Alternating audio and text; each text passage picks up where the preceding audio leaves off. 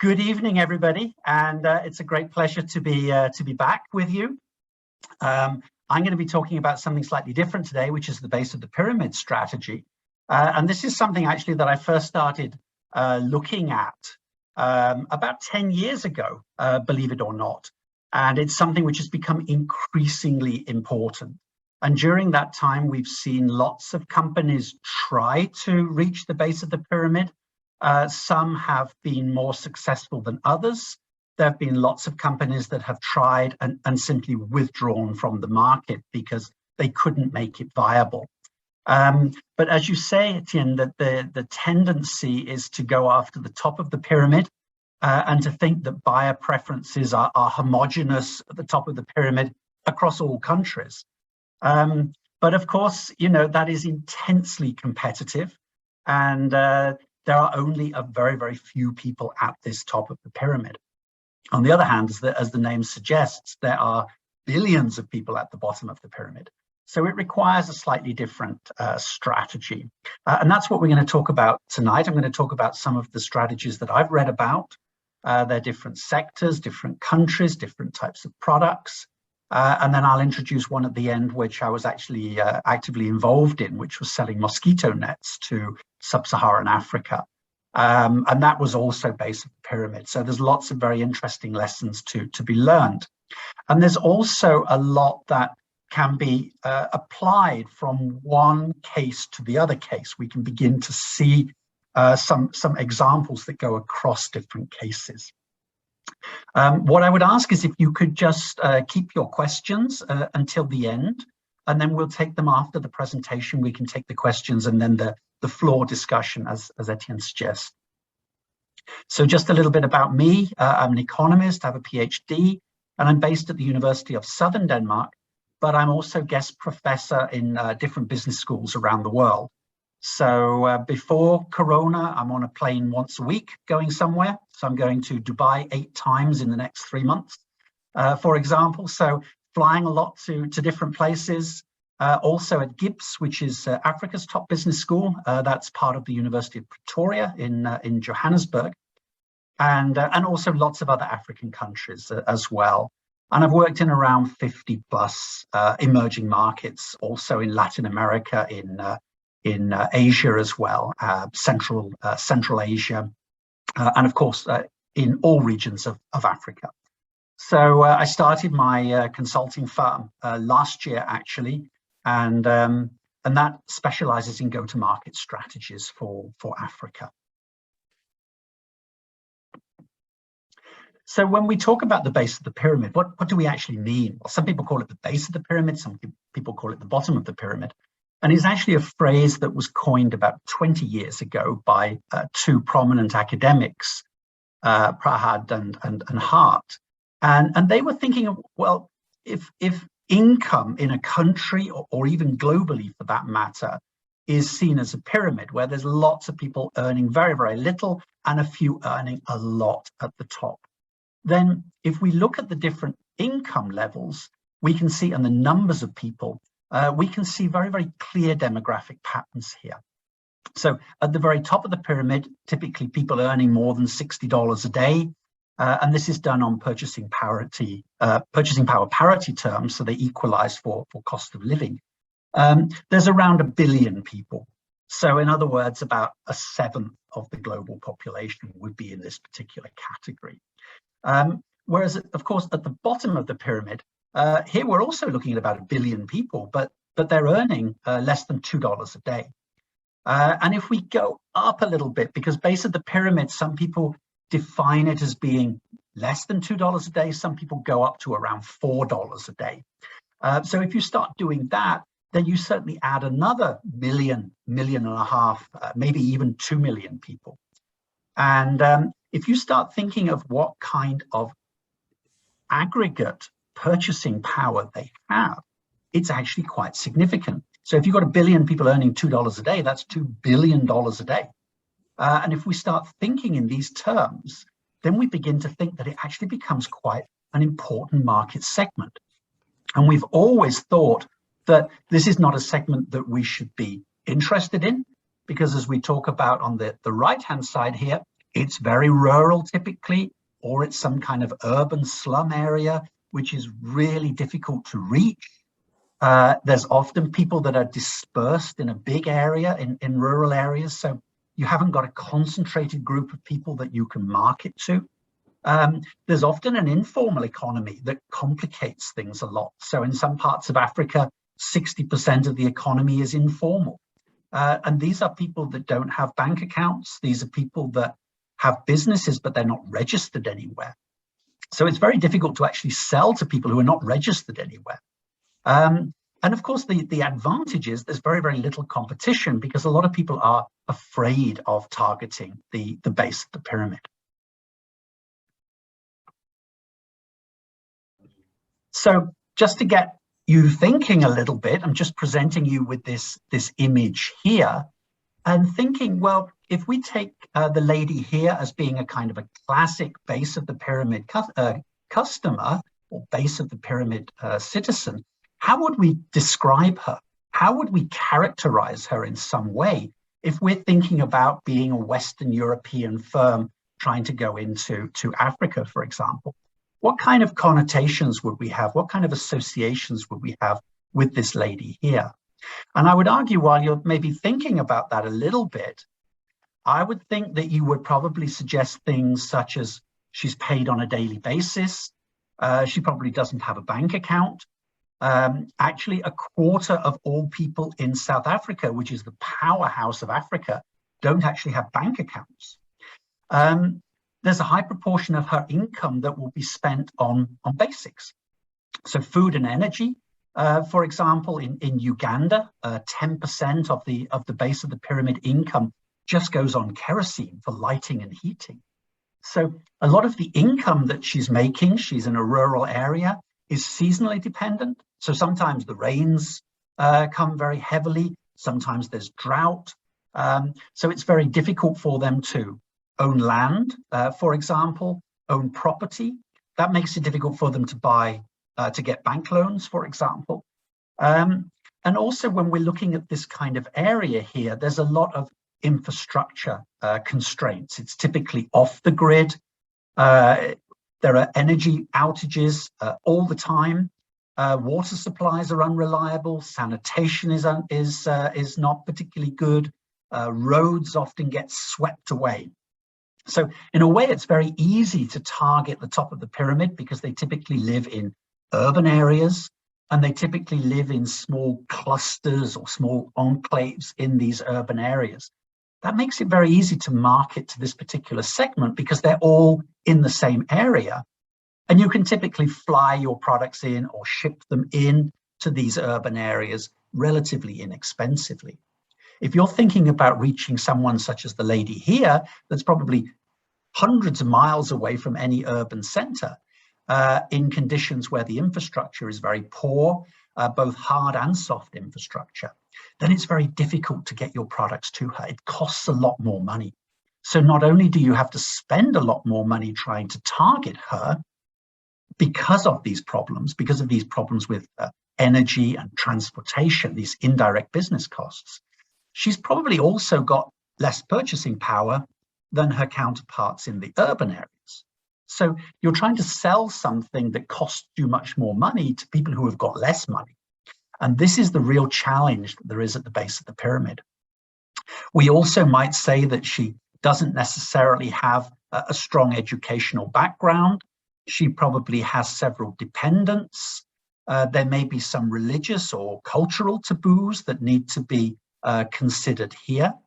And we also know from research that people at the base of the pyramid have got very, very little brand loyalty. That is something for the wealthier people. It's a luxury, if you like, to have brand loyalty. Many people at the base of the pyramid will switch from one producer to the other relatively quickly. And if price suddenly goes up, then demand goes down.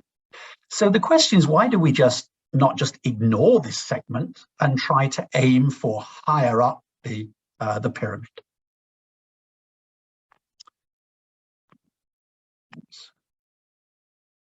Well, there are some other characteristics of that lady, and that is that she is undoubtedly extremely hardworking. dependable, self-reliant, responsible, ambitious, and so on and so forth.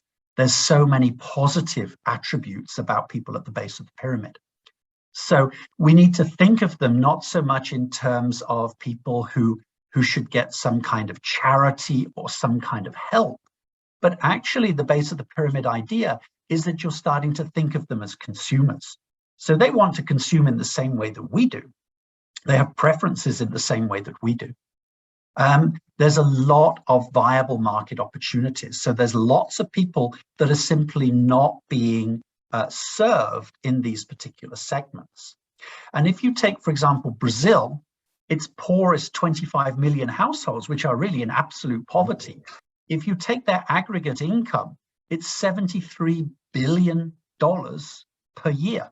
This is a lot of money if you can find some way of getting into this segment, because as we talked about, they're typically not being served by anybody. So it's almost like a blue ocean within that particular segment. There are also, of course, humanitarian reasons. There's much more focus on trying to help people who are poorer, trying to eradicate poverty as an SDG, thinking more in terms of ethics and responsibility, for example. So there's lots of good reasons, both financial and non-financial, for thinking about targeting the base of the pyramid. Now, the problem that many of the European and US Western multinationals had is that they've tried to think about taking their existing strategies and just copying them on a kind of one-to-one mapping to the base of the pyramid. So we sell a particular product, we just sell it in exactly the same way. And of course, that is a very erroneous or very mistaken way of trying to think of people at the base of the pyramid, because they have different kind of conditions that they're facing. So as we talked about, operating costs are often very high.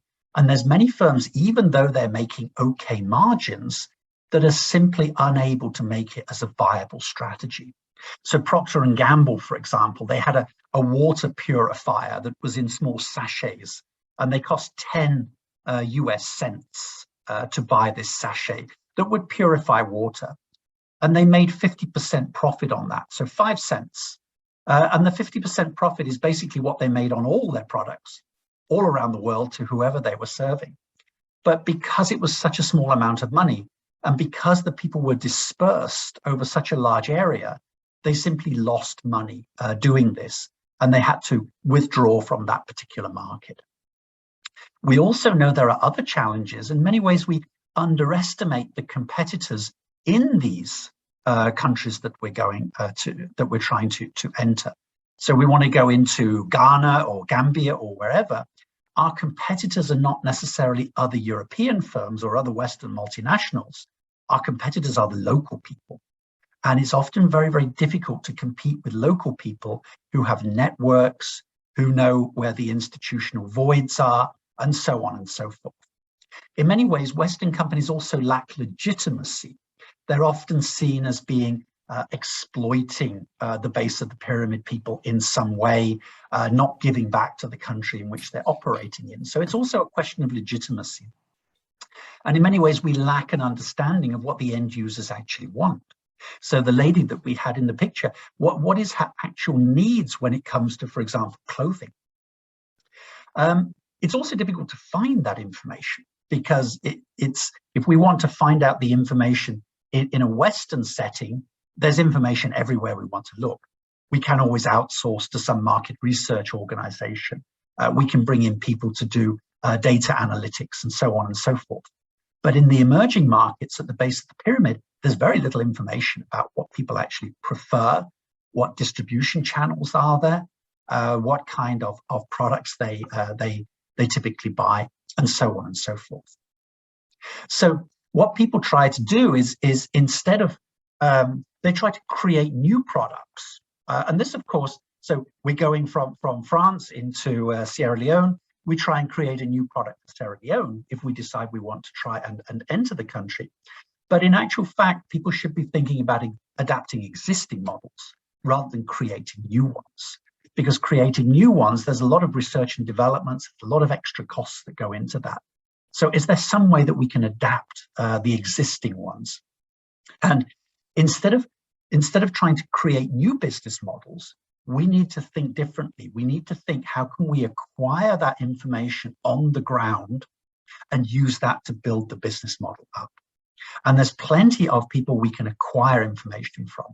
There's a lot of firms that are very, very successful now in allying with NGOs, for example, and getting a lot of information about how people behave, what's their purchasing power, what's their buying behaviors, and at the same time, getting some form of legitimacy because you're working with an NGO which is highly respected in that area, for example.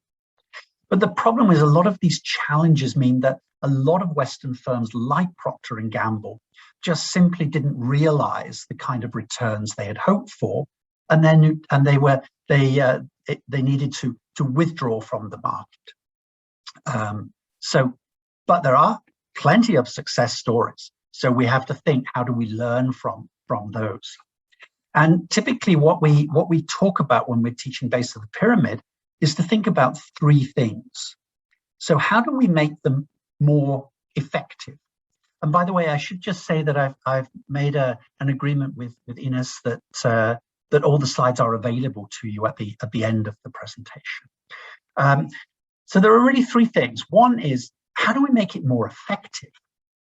So if you're thinking of a person at the base of the pyramid, they need something in a way which is different from the type of products that are being demanded at the top of the pyramid.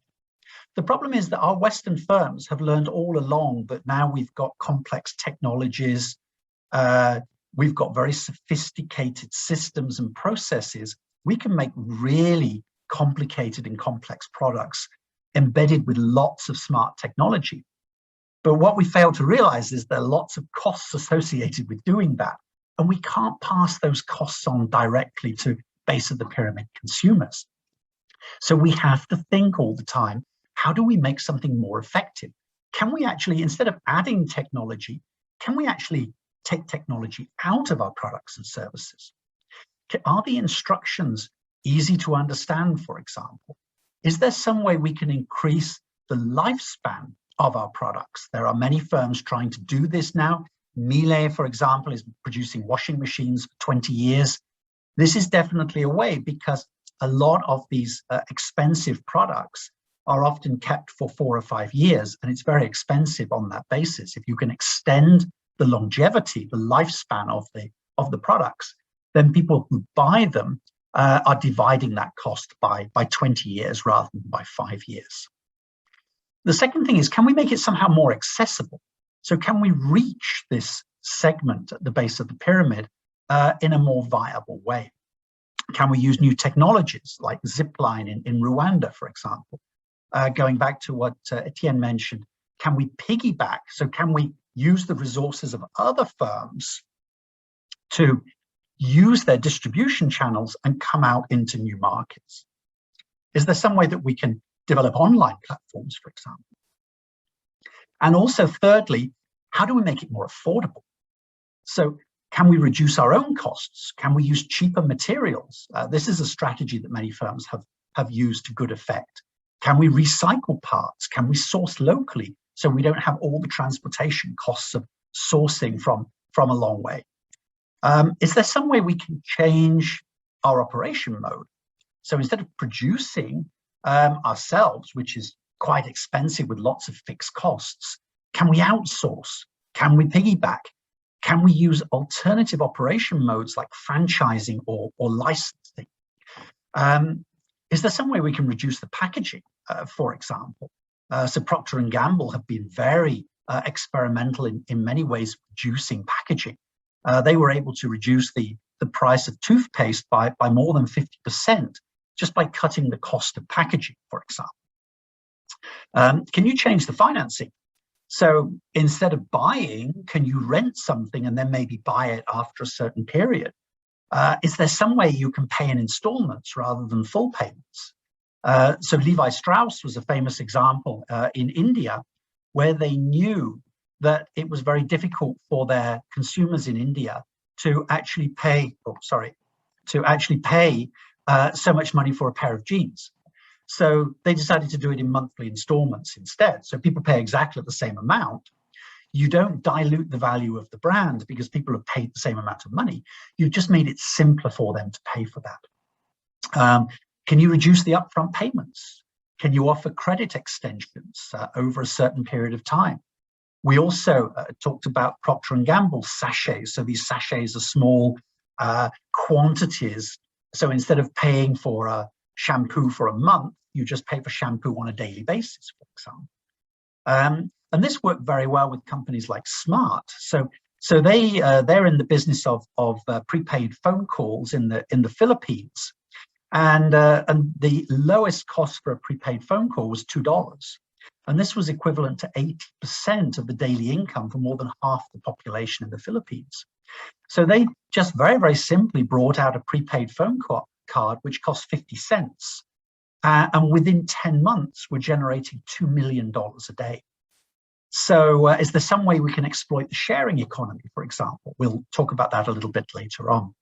So the costs that you have for something are split among a group of people within that community. So when we're talking about opportunities at the base of the pyramid, we always have to think in this sort of linear way. So what's the underlying problem? What is it that's preventing people from buying something? Is it because it's not effective enough? Is it because it's not accessible enough? Or is it because it's simply too expensive for them? And what are the existing solutions? So what are we doing at the moment to try to solve this particular problem? And how can your firm come in with an offering that is so much better than the existing one? So how, in other words, can you make it more effective, affordable, and accessible? So to give you some examples, this is one from India, which is called Goodright. And this is to do with refrigerators. So the problem in India is that they were compressor driven. So they were very expensive, typically around $150 is the earnings that they were making. And it was costing $140 to buy one of these refrigerators. So in other words, an entire month's earnings. And when we think that many people at the base of the pyramid are paying a lot of money on a daily basis for necessities, there's very little savings that they have made. So some of these costs are very expensive for them. The other thing about these traditional refrigerators, they were very costly to operate. The electricity prices were high, and they were also very unreliable. Their power outage was going all the time, and they had 200 parts in this particular refrigerator. They also had a lot of shared living facilities, and this was very problematic because then you have to share the fridge in a way. And when the power was going out a lot, or when one of the parts failed to work, then you lost a lot of food. There was a lot of spoilage, for example. And for this reason, the market penetration was less than a fifth. So at the moment, what they do is they use shared refrigerators. And as we talked about, they estimate a third of all food is lost to spoilage in rural Indian markets. So Goodright came out with this, what they call chutukul fridge. It's very small. So it has a capacity of 43 liters, but it's enough to keep all the food fresh for 1 to 2 days. It only has 20 parts, so it has a tenth of the number of parts that the previous one did. And the problem with parts is that not only can they fail, but it's often very difficult to get spare parts. So you might have a fridge that is doing nothing for a month, waiting for a spare part to come from the producer. So the fewer parts you have, the less this is a problem. It doesn't use any compressors. It doesn't use any refrigerators. It just has a very simple cooling fan like we have on our computers that keeps everything cool. It uses half the electricity. It can run on batteries, so you don't get the problem with power outages. And you can basically just lift it up. It's less than 8 kilograms, and it costs half the amount that it would do otherwise. So it's a question of what's not to like, really, because it improves, it meets the needs of the people and solves this particular problem. And this has now become the market leader of fridges in rural India. And here we're talking about several 100 million people who are buying them. This is a company, this is actually a UK company called Azure. And their problem was that the mobile phone penetration in sub-Saharan Africa, for example, is very, very high. Almost everybody has a mobile phone, but many don't have access to the grid in these rural areas. And that creates all kinds of problems, because when it gets dark, as it does in Africa quite early in the evening many times, then you can't operate businesses, you can't study. When I used to teach in Rwanda, my students used to go out at night with a mobile phone and try and shine the light on their books. There was no electricity that was working there. So it's very, very hard to do business, to study, but also very, very hard to recharge phones. So what's the current solution? Well, kerosene lamps, but that's not so good for your breathing. And of course, you're also chopping down wood, which is not so good for the environment. The battery lighting products were very, very expensive. And the other thing you had to do, of course, was go typically to a local town where you could recharge your mobile phones. You pay a certain amount to do that. And of course, you have to spend a lot of time in going to this local town to recharge your phone. So Azure looked at this problem and thought, well, what solution can we offer here? So they started making these solar panels, and they offer 8 hours of clean lighting each day. You can charge your mobile phone, for example. So you don't have to go into the local town. You don't have to use kerosene or other types of energy. So it's a very clean and efficient way of gaining energy for households. You pay a small one-off installation fee, and basically what they did was they simply did some basic calculations, and they said, okay, how much are households using on kerosene, firewood, going to the local market to recharge phones, etc., etc. And can we come with some offering that is lower than that particular amount? And they were able to do this. So they do a small one-off installation fee. There are all local installers who come and put it up in the houses, and then basically you pay on a monthly level, a monthly basis, and you transfer it with your mobile phone over to Azure. And within 18 months, you've already paid it off. And then you're presented with an option. You can either keep it and not have to pay anything more, but have 8 hours clean energy every single day, or you can trade it in for a larger model. And they can simply come with a much larger model that is maybe double the size or even triple the size, that allows you to maybe conduct business within your house here. You can start opening a stall. You can start getting neighbors to come and recharge their phones, for example. So they found that a lot of their people now are upgrading and using them as businesses. So base of the pyramid can also be business to business markets. So this again is an example from India, and Indian shopkeepers. So again, the problem is power outages. So power was going out, shopkeepers were in the dark, they had to close their shops, they couldn't conduct business. But at the same time, getting a generator that would put the power back on again was very expensive. They cost around $400 US. And in many cases, it was difficult for these banks, the shopkeepers, to get money from banks, because banks saw them as being risky. So they were not so happy about lending to them. A distributor of Honda in Uttar Pradesh, in the northern part of India, who came up with a great solution. So what he did was he organized the shopkeepers in a group of 20. So 20 people in a very close geographical area, then another group with another 20. And everybody pays in $20 a month. And after the first month, they pull out the name of the first person, and that person gets the generator. So they basically get a generator for $20. And then, of course, next month comes, all 20 people, including the one who's just received the generator, pay another 20 in. And again, you take out the name of the next one, and the next one gets a generator. So they were all able to get generators by paying the same amount of money at the end of the 20 months. Everyone, of course, had a generator. Everyone had paid $400, but they had paid it over a much longer time. So there was a lot less risk associated with that. And everybody, so Honda had generated turnover of 20 of these in each group within 20 months. So you can imagine this is thousands and thousands of generators that are being sold that would otherwise not have been sold. And that principle now has been applied all over India by Honda. We can take another example, and this is motorized transport in India. So again, people tend to travel, as you see on the top here, on motorbikes, because it's cheaper. Cars are quite expensive, and they're expensive because they're expensive to produce, but also because, especially in rural areas, the cars are sold through dealers, and the dealers take a big margin because they're in a position of power in these rural areas.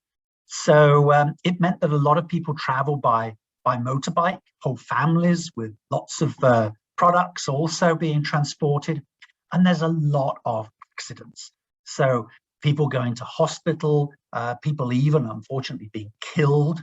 And if you don't have life assurance, or if you don't have insurance, then you can be ruined financially as a family.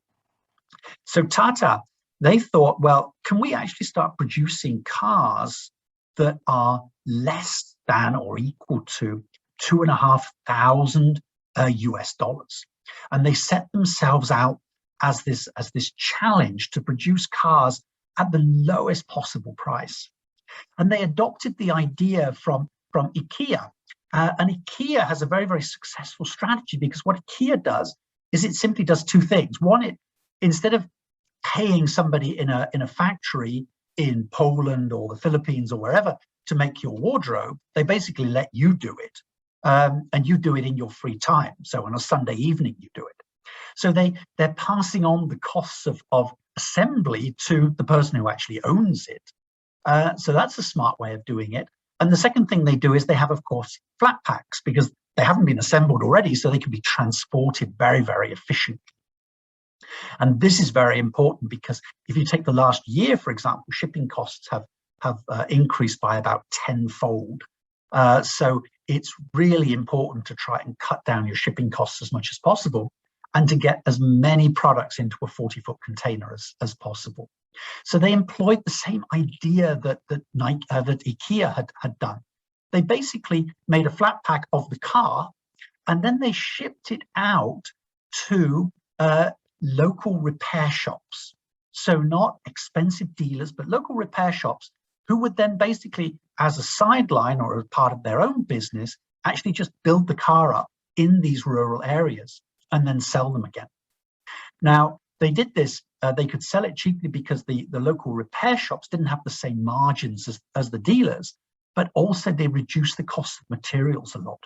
So instead of using steel, they used plastic. Instead of welding, which is a very expensive process, they just simply glued them together. So it was very easy for them to do this and do it in a safe way. And then they could actually start launching this for $2,500 back in 2008. And now this is dominating the market, the Tata Nano. So we talked a little bit about accessibility. So how do you get out to rural India, for example, which is in the middle of a desert, or it could be in a very mountainous area or whatever? Well, Unilever came up with a very good idea, because they knew it was very expensive for them to transport products out to these remote areas. They needed to have trucks.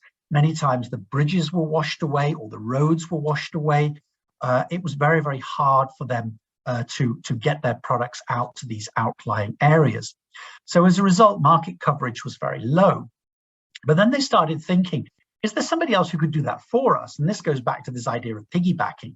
Is there somebody else who's out there anyway, where we could create a kind of a win-win-win situation? So what they did in India is that Hindustan Unilever, which was Unilever's joint venture partner in India, they decided they would form alliances with circuses. And for those of you who know India, you know that India is very famous for these traveling circuses that go from one small village to the next and perform on a daily basis. So they proposed to them that they would actually take all of Unilever's products, put it in a truck or on a camel or whatever it is that the way that they get out to these local villages to perform. And then they would simply sell it as an extra source of income. So people in these local villages would have access to products that they wouldn't otherwise be able to get. The circuses were making a lot of extra money by selling them on the side, a little bit like they would normally sell cola or popcorn or whatever. And Unilever would have a very cost-efficient way of getting out to these rural areas. So they allied with hundreds and hundreds of these traveling circuses all around India and increased their turnover significantly in rural areas. Now, I also mentioned a little bit that I had some experience going back about 10 years ago, and this is with a Danish company called Bestnet. And it was like a client, but I can talk about it now because Bestnet doesn't exist anymore. And the reason why it didn't exist anymore was, of course, I didn't know anything about it at the time, but the CEO of Bestnet had actually worked for a competitor firm and had kind of stolen the technology and used it in her own firm, which was called Bestnet. So even though Bestnet had actually built up to having around 100 salespeople in Africa, they got closed down. They simply had violated a patent, and they were closed down. So they don't exist anymore, and you can't find anything about them really, other than a court case if you read Danish. But otherwise, nothing at all about them. So I can talk about it. And what they tried to do here was address the issue of malaria. So malaria is the biggest killer. We're talking about 229 million cases in 2019, and just over 400,000 resulted in deaths of people, mostly in sub-Saharan Africa, because that's where the mosquitoes are the deadly ones. And 2/3 of the deaths were children under 5. So this is a real problem that mosquito net producers have to try and address. And there's lots of ways, of course, that you can prevent malaria. You can take medicines, you can have a coil that burns, you can have a normal mosquito net. But the problem is that in many cases, they're living in a house where there's maybe a lot of people living in the house, and the net only covers a few people. The mosquitoes are still flying around at night, and that makes it very, very dangerous. What these are a special type of mosquito net, and they're dipped in chemicals. Now, the idea is that they're not dangerous to people because the chemicals are very, very small dosage, but they're very, very dangerous to the mosquitoes. In fact, if the mosquitoes touch them, they die instantly. So the WHO have recommended these as being the best way of eradicating malaria, because you're killing off the mosquitoes. So you're not only keeping people under the net safe, but also other people in the household who maybe were not so fortunate to sleep under the net. So this is a very, very big product. And the problem is, though, that Bestnet were being outcompeted by the chemical companies. So there are big chemical firms, Sumitomo Chemicals from Japan, Bayer, BASF, for example, from Germany, that were very, very strong chemical firms that actually produced mosquito nets as a side product. They have the technology of the chemicals. The nets are dipped in chemicals, and they last about 5 years. But of course, a normal mosquito net in sub-Saharan Africa can often cost $2. These particular nets cost $15 because they have this technology embedded, these chemicals embedded. Now, the chemical firms were selling to firms like Bestnet, but of course they're selling at quite a high price. And this meant that Bestnet were at a competitive disadvantage compared to the big chemical firms. Now, when people buy mosquito nets, these were often ministries of health. There were charities like Save the Children, and they want to buy as cheaply as possible. So they were buying nets in tens of millions from the chemical companies. And that meant that firms like Bestnet had to go out to these really remote rural areas and try and sell their nets. But the problem is that how do you sell a net to somebody who can't afford it? So in the rural areas, they have lower purchasing power. They're seasonally dependent. They don't have bank accounts. How can you get them to spend $15 on buying a mosquito net? So this is a really interesting situation. And they wanted me to come in and advise them on this. And I helped them with a lot of ideas. They implemented some of those ideas, and then they just closed down because of this law case. So what they actually started doing was thinking, because you may be sitting there on your computers thinking, well, how's that possible? Actually, there's a lot of things that they could do to make that possible. So the first thing they did was think, okay, maybe we're selling to these ladies that you see here. These are in the Ethiopian highlands, by the way. These are Bestnet products. They can't afford $15 a day. If they're earning $2 a day, that's an entire week. But we know that they're spending 60 to 70% of every single daily earning on necessities, food and electricity or power or fuel or something like this. There's very, very little left over for savings. So they thought, well, why are we even trying to sell to the people who can't afford it? Why don't we sell to people who can afford it? So a lot of these people are working in companies. So they started targeting firms like Heineken or Maersk or Carlsberg or whoever that have got big factories in these countries in Africa, in the ports, in the urban areas. And they know that they have to protect their workers. And not only their workers, but also their workers' families, because if a worker has a child who goes ill with malaria, they then have to take time off work and look after the child. So they didn't sell so much to the people who actually were using it, but thinking actually selling, instead of B2C, business to consumer, selling B2B, selling to the companies that employ the workers. Because for a firm like Heineken, to go out and buy 1 million nets is nothing for them. They just give them away to their workers and their workers' families. Just like you get a box of chocolates or a bottle of wine for Christmas. So this was the first strategy they used. The second strategy they used was thinking, is there some way that we can get somebody else to manufacture the nets for us? So, or pay for the costs of manufacturing. So what they actually found was there were lots of companies out there who were prepared to sponsor the nets and have their logos. So it could be Nestle, or it could be Samsung, or it could be Coca-Cola, or one of these companies that has a very large presence in Africa and a big brand name in Africa. They want to have their brand name publicized. So they were actually paying for the nets to be produced. So in other words, instead of being able to sell a net for $15, because the costs are being paid for to a large extent, you can reduce the price quite significantly and make it affordable for people. The next thing they did was do distribution, piggybacking. So instead of having to take them to these remote areas, they then started thinking, well, firms like Coca-Cola and Nestle and Procter & Gamble, they go out to these remote areas.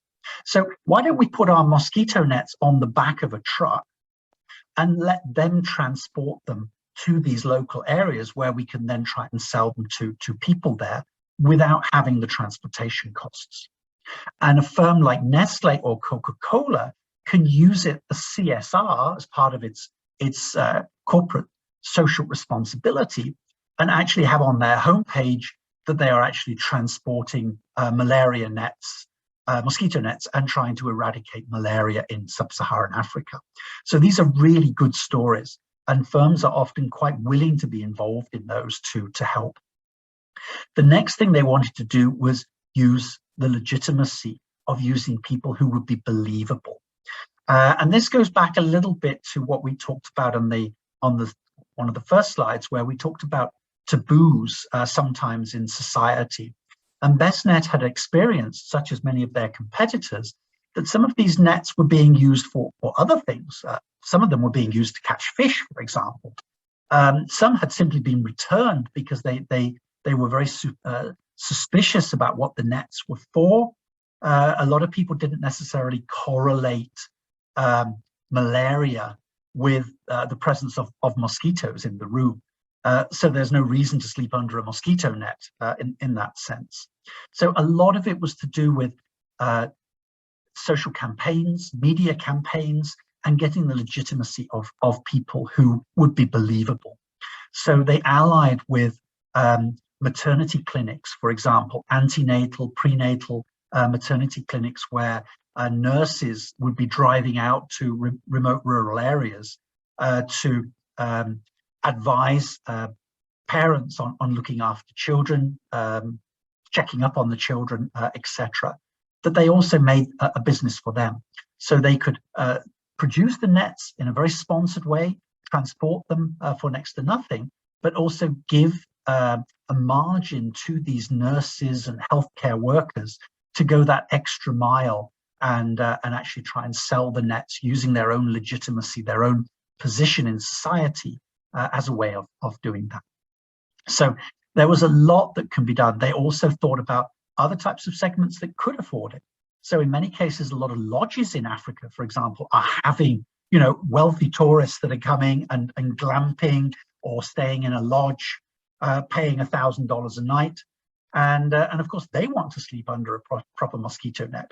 So also trying to sell to them, for example. So there were a lot of ways that they could try and improve accessibility and affordability.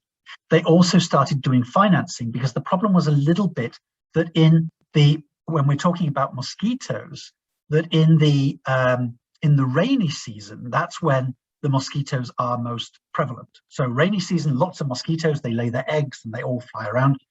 But of course, in the rainy season, in many agricultural societies, they haven't harvested their crop yet, so they've got no money. On the other hand, in the dry season, they've got the money because they've harvested, but malaria is not so much of a problem. So they have this problem that when they need the nets, they don't have the money, but when they've got the money, they don't need their nets. So they started working on financing. So getting the farmers, the landowners who employ the farmers, to give the nets during the rainy season, and then get money coming in on a monthly basis from the workers. Very small amounts over a number of years, but at least they have the nets there to stay safe. And again, it's in the landowner's interest that their workers are as healthy as possible. So there's actually a lot that can be done to make them more accessible and more affordable. So it is quite possible to sell to people who can't actually afford to buy your products. So we know that this is a slum. This is in Kenya. Kibale, and you can see here, this is a hotel on the left-hand side. Just a bit further down, there's a small kindergarten that takes care of children before they go to school. There are thriving businesses in these particular areas, but it's difficult. Streets are very narrow. There are often no house numbers, so this last mile delivery are very, very expensive. So in many cases, the model that people use in the West of having low prices and low margins, but having lots of people, works really well. It's just like a grocer principle or a supermarket principle. You don't charge very much. You don't make very much on each of it, but you have thousands of people coming into your shop every day. And then the aggregate amount is quite significant. It's enough to live on. The problem a little bit in the base of the pyramid strategies is you've got low prices and low margins, but in many cases you don't have so much of a volume of people. You do in the slum areas, in the favela areas, but if you're going to these outlying rural areas, you don't necessarily. So you have to think about how can you reduce your costs, and some have been very, very good at doing this. So thinking about, is there some way that people can reuse containers? So this was something that the mosquito net company was thinking about. The mosquito nets last 5 years, but why don't they take small amounts of chemicals and put them out in these rural areas in the local town and have somebody look after them, where people can come with their net after 5 years and dip their net, and then it's good to go for another 5 years. So there's a lot you can do to make things more affordable for people. Using local labor. This was the Avira principle with the solar panel on the house, that they use local installers to do that. Solar Sisters is a very, very interesting. That was the picture with Bill Clinton that you saw a few slides back. Very successful model. They used crowdfunding to get a base amount of capital. They developed these small balls that are solar panel, and you can put them on the table and they give you instant light. You can also actually use them for cooking. And they used thousands of what they call solar sisters. So these are women in the communities that go around and sell them and use their whole day on selling them to other people. And they make a profit on every single sale. So they're highly incentivized. And this has been a really successful business strategy involving local people, incentivizing them because they have legitimacy in the local society, and also because they know everybody in the local society. So it's a huge resource that many people don't actually use. So instead of not only selling to the base of the pyramid, actually integrating people from the base of the pyramid into the business model itself. Thinking about, is there some way that we can create enabling services with our products? So Cemex, which is a Mexican firm, they know that it's very expensive to buy cement. This is what they make cement. It's very difficult to buy it if you're wanting to build your own house. So what they started doing a fee for $14 a week. And for that $14 a week, you actually get the cement that you need for your house. It also includes the cost of building inspections, all your building materials, wood, metal, glass, whatever. Cemex will store for free for you, and they also give you the advice of an architect to build houses. They have built thousands and thousands of houses on this basis because it suddenly becomes affordable to people as a kind of one-stop shopping. And not only that, many of these people are using their houses as businesses now. So they're actually generating money and paying this $14 back very, very quickly. So I've run over by a few minutes, but I hope that you enjoyed that presentation. It's obviously quite difficult to talk about something where there are so many different products and services that can be talked about. But I hope I've given you a little bit of a taster in terms of what is actually possible. And yeah, I mean, you're always most welcome to drop me a line if you'd like me to engage in dialogue and try to help your firms coming out into, for example, markets in sub-Saharan Africa and target the base of the pyramids and finding ways of making them a viable strategy. So thank you very much indeed for listening. I hope that you enjoyed it.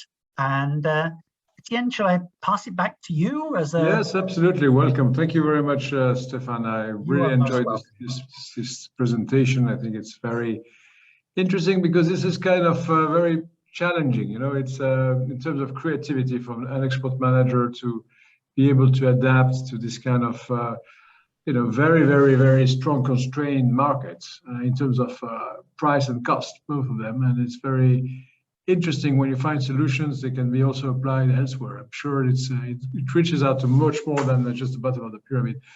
I just wanted to give my a comparable experience of mine that I had in Benin, where people like to eat pasta, and you can buy the pasta in a traditional imported pasta from Europe, and it goes into traditional packaging of 500 grams in a retail shop. And there's a local brand who started a operation where they sell a sachet or small packages of 80 grams, and they sell in the street.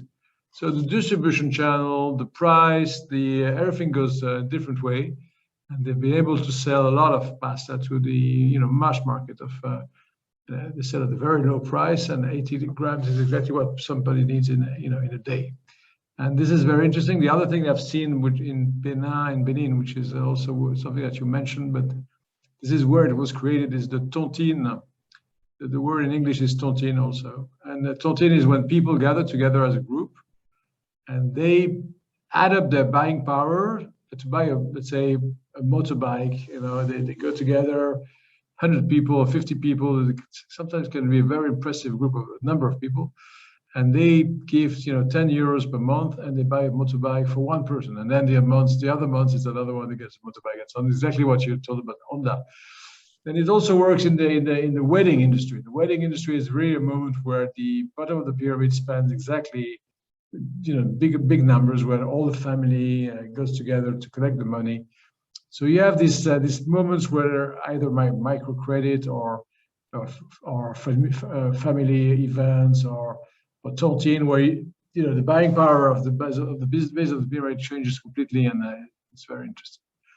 And these were just a few insights, but I'd like to hear from the participants now what experience, reactions, impressions they get from this presentation and from this market and their experience in trying to sell goods or services to the base of the pyramid in different countries. Especially, yes, India, of course, is typically a market where the numbers justify a very big efforts. Now, Africa, the problem sometimes is the markets are very segmented by country, so you need to make an effort for each individual country, and it's can be difficult. It's very interesting. You talk about weddings because I read just recently that the average Indian spends 1/5 of their net lifetime earnings on their wedding. I mean, we're talking, this is a huge amount of money that is being spent on all kinds of different facilities and, entertainment. And it's just an example of how much potential there actually is at the base of the pyramid. And just to tap in before we go to the audience, I agree with you completely with these rotating credit associations where people form groups of people in society. And this is a very successful way trying to find village elders or religious leaders or somebody in the community who often gets these groups to form together. And many are using a master franchise system as well to get their products out, because you're quite right that you have to get your products into where the consumers are, and the consumers are often in busy markets, or they're in they're on the roads, for example, in traffic. Can you get your products into the hands of them without them even having to come and find you?